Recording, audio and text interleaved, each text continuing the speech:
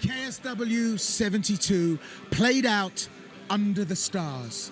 In this incredible location, the amphitheatre in Kelcha, we saw fists fly as the stars came out. What a night it's been. A fantastic card, right from the very, very bottom to the top. But the top three were absolutely spectacular.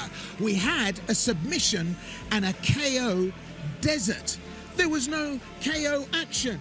There was none of the usual strangles, submissions and knockdowns till we got to fight number 7. And boy, who let the dogs out? I want to know, because Pietjak versus Hooi. And I'm telling you, I'm still receiving treatment after that bout. What an absolute shocker it was. It was incredible. We knew both guys were so talented making that walk. Hooi was a newcomer, Pietjak a veteran. You know, Pietjak was also a considerable favorite in this fight, having challenged Roberto Soldic, having nearly been in the main event tonight, and he rocked Hooi with a gorgeous head kick. Hooi really made things happen. He recovered beautifully. Soszynski, the turnaround was sensational. Brian HooiBooi is a bona fide superstar. The way he came back from getting that knockdown, the way he came back and dominated Pietjak since that, after taking that shot, dropping him with that nice lead left hook, finishing him off with ground and pound. Absolutely outstanding performance, and on top of that, being able to speak Polish at the end and just like, man, what a superstar. A beautiful, beautiful way to enter his KSW contract, beautiful way to start his career with this organization, and yeah, nothing but bright future ahead. Well, what a dance it was. One went down, then the other. It was a comeback. We thought it was over. Then the other one went down. But Hooi really, really stole the show with that performance. I mean, it was emphatic, wasn't it? And he came in at late notice.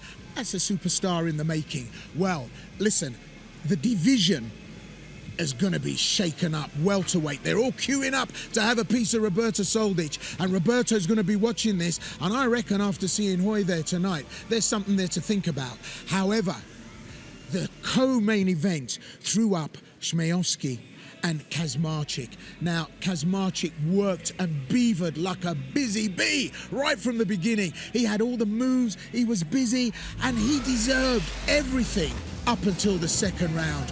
And the Kyokushin kid, Smielowski, brought in that Maigeri Chudan and dropped Kazmarczyk. It was just unfair. There was so much confidence in both guys tonight. They both walked out. They both promised a performance. It was Kazmarczyk who looked to run away with it. It was a sprint.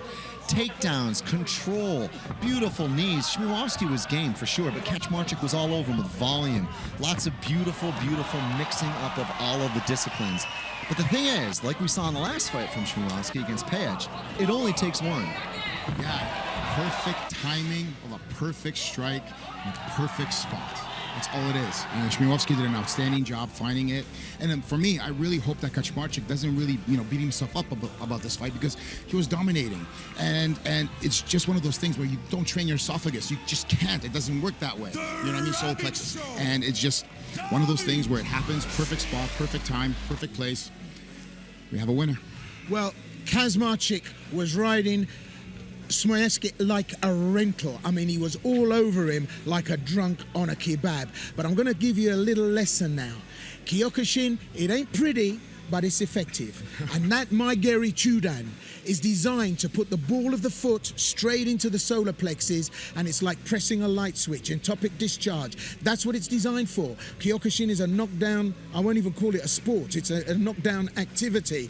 And Smielowski was just standing around. I mean, at one stage, he looked like a guy working part-time in the mall. But when he landed that kick, boy, was it effective. And it was kind of unfair, because Kazmarczyk deserved the win. But that ain't MMA. The winner deserves the win. And we know who won that outing. We go to the top of the card. Oh, goodness gracious me. Long awaited and long vaunted Tomasz Romanowski, the Kevlar kid, the battler. He came out to do business tonight with Jabek. Jabek had a tough time with some losses, injuries, a lot was in question, but tonight that was all laid to rest. Jabek had a real opportunity here. Everybody knew that. He came in, he had a mixed record, and he was in the main event against Romanowski, who was being fast-tracked to the title. Romanowski looking just phenomenal tonight. He missed weight. Maybe something to do with the catchweight fight he had previously. He looked so quick. That was one of the biggest differences, I thought, Soszynski. The switch up to the lead leg, the rear hands, and then we see the finish. Yeah, as I was saying before, maybe not losing those extra 3 kgs makes you that much faster and that much more powerful, because Tommy was on a completely other level, so much faster than I've ever seen him before. And with Grzybek, he doesn't look like himself. I think, you know, when you become a dad, you know, brand new dad, and now you have like a second job almost. That first job, what it was, which was MMA, kind of doesn't become a first job anymore, it becomes a second job. And you got to really kind of outweigh what you're going to do in your life next. And we've seen that with Grzybek. He just didn't look the same as he looked before. Yeah, it's the mental questions that Grzybek looks as if he has to answer. But you can't take anything away from Tommy Romanowski. Romanowski was an absolute four-wheel drive Kevlar rhino out there, and he did the business emphatically. And Grzybek is no walk in the park, and Romanowski deserves everything tonight. However, with Hooi and Romanowski in that welterweight division, as I say, Roberto Soldic will be watching tonight. He'll have to think about what he's going to do next, because they're both really ugly perspective opposition. Well, look, we've had a fun night tonight. There were lots of great fights on the card. The ladies' fight, was absolutely outstanding. It was, yeah. I mean, Chervinska and Sarah Lazar-Smajic, I don't know what to expect there. Emilia Chervinska, though, put in a very composed performance. Smajic, I think, drifted from the game plan. I think you and I agreed that really wasn't quite up to par.